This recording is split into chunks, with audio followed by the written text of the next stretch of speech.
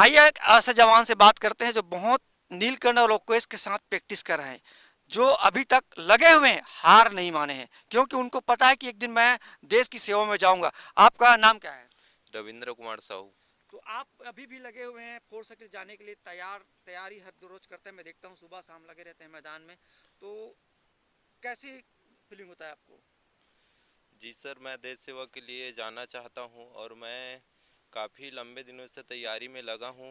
अभी तक मेरे को सफलता नहीं मिल पाया है, लेकिन मैं चाहता हूं कि मेरे को सफलता मिले और देश की सेवा कर सकूं। जी हाँ, आप में दृढ़ इच्छा है तो आपको बिल्कुल सफलता मिलेगी।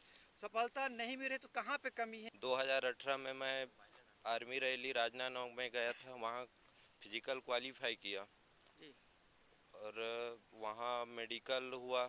मेडिकल भी क्वालिफाई हुआ, रिटर्न नहीं हो पाया। जी जी और उसके बाद सीए भर्ती दिलाने गया, माना, वहाँ फिजिकल क्वालिफाई हुआ, रिटर्न भी हुआ, बट मेरिट में नाम नहीं आ पाया। जी जी। उसके बाद बिलासपुर भर्ती गया, वहाँ क्वालिफाई किया, रनिंग, मेडिकल, रिटर्न भी दिलाया, लेकिन मेरिट में नाम नहीं आ पाया मेरा। और पुलिस का भी भर्ती दिलाया 2021 में, जी।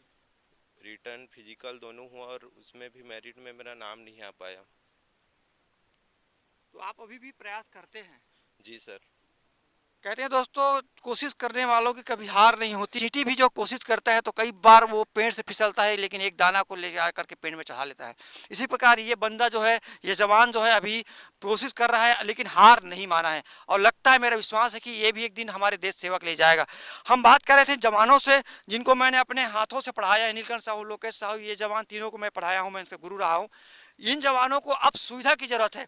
जो चयन होकर के चले गए वो तो चले गए, लेकिन जो उनके पीछे लगे हैं, उनके मन को, उनके दिल को टूटा ना टूटे ना, और वो भी देश सेवा के लिए जाए, ऐसे सुविधा की जरूरत है।